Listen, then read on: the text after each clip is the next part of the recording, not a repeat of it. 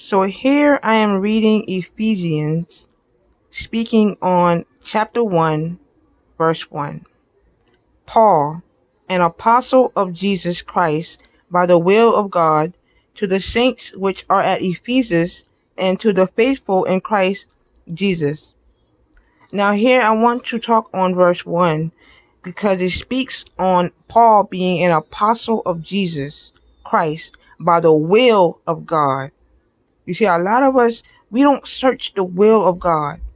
You see? So if we're not searching the will of God, then who will are we searching? We're searching our own will. Thou do what thou wilt wants to do. You see? So it continues to say, to the saints which are at Ephesus, and to the faithful in Christ Jesus. So he's speaking to the people who are the faithful ones, the people who believe in his word. You see? So, and faithful speaks on along, I will walk by faith even when I cannot see. You see? So you have to believe in this word wholeheartedly. Even when you can't understand it and you say, God, this don't make no sense to me. He said, these are the ones that I'm putting my word in. I'm putting my power in. I'm putting my understanding in. You see? So this is why I wanted to expound on chapter 1, verse 1 of Ephesians. So as I continue, I want to flip and I want to go to verse 18. It says, the eyes of your understanding being enlightened, that ye may know that what is the hope of his calling, and what the riches of the glory of his inheritance in the saints. You see, so it says the eyes of your understanding being enlightened. I mean, you're knowing of what he's saying. He's going to open up your third eye.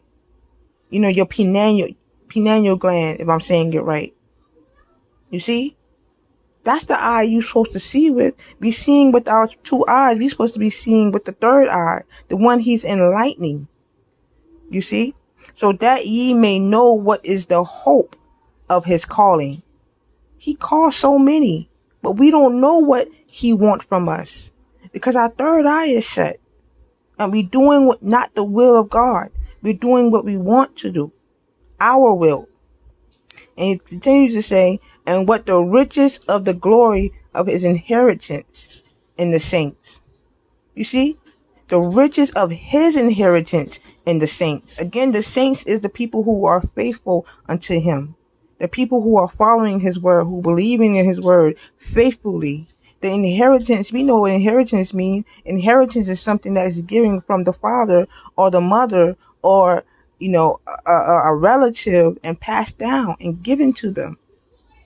So, and what is, in verse 19 continues to say, and what is the exceeding greatness of his power to usward who believe, according to the working of his mighty power. And that's a powerful verse. You see? So let's break down verse 19. And it says, and what is the exceeding greatness? The word exceeding means continually greatness. Who don't want to have continually greatness of his power? And the power is so mighty. It continues to say his mighty power. So it says, and what is the exceeding greatness of his power to usward who believe? And I was just speaking to the ones who believe, not the ones who's not following his word. We're talking about his saints, his faithful ones, according to the working of his mighty power. He didn't just say power. He said mighty power. When you're talking about something that is mighty, it's great. It's enormous. So we're going to continue to read to verse 20, which he wrought in Christ when he raised him from the dead and set him at his own right hand in the heavenly places. Which he wrought him in Christ, meaning he directed him in Christ. All these saints are directed into Christ.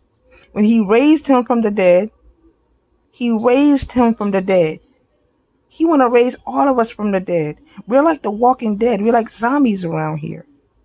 And set him at his own right hand.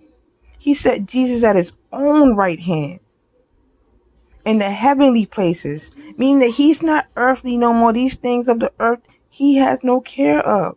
He said, why set your treasures upon things that rust and can be broken in and stolen from? You see? So far above all principality and power and might and dominion and every name that is named, not only in this world, but also in that which is to come. Powerful verse. Verse 21. So he said far above, he's talking about Jesus now. After he died and laid his life down for us, he said far above all principalities. He's over all the principalities and power. So this is the one we're supposed to sing. We're knocking on his door to get the answers. We're seeing his lifestyle to get the answers. We're seeing he's saying, this is my Father's, to get the answers. And might and dominion. He has the dominion. He has the might. He has the dominion. He has the power far above principality.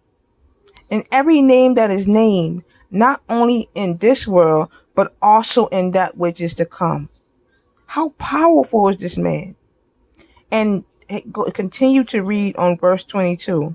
And have put all things under his feet, and gave him to be the head over all things to the church. Now we're saying that we are Christians, but we're not following the one that he gave the head over all things. The one who laid his life down for us, for God's mercy to rain down. Forgive them, God, for they know not what they do. So we say, this man, forget this man. He don't know nothing. But he's the head over all things to the church. And we see the church as a building, but we are the church. You see, we have different members. Our hands are a member. Our feet is a member. Our eyes is a member. Our tongue, our mouth. You see what I'm saying? Our ears is a member. Our nose. So these are the members that in the church are supposed to praise the God. You're supposed to walk in his way. Our hands are not supposed to do wicked. Our hands are supposed to do mighty, righteous things. Our lips are not supposed to speak of wickedness. Our lips are supposed to speak of righteous things. You see, we are the church. So in the last verse continues to say, which is his body, the fullness of him that filleth all in all. Let me say that one more time. I'm going to put it all together, 22 and 23, so you can get a clear understanding of what he's trying to say. And hath put all things under his feet, and gave him to be the head over all things to the church, which is his body, the fullness of him that filleth all in all. That word filleth. Filleth means to put in. And to say, oh God, I have done your things. Your commandments is the filler. You see? Walking in righteousness is the filler. Doing his will is the filler. He said all in all.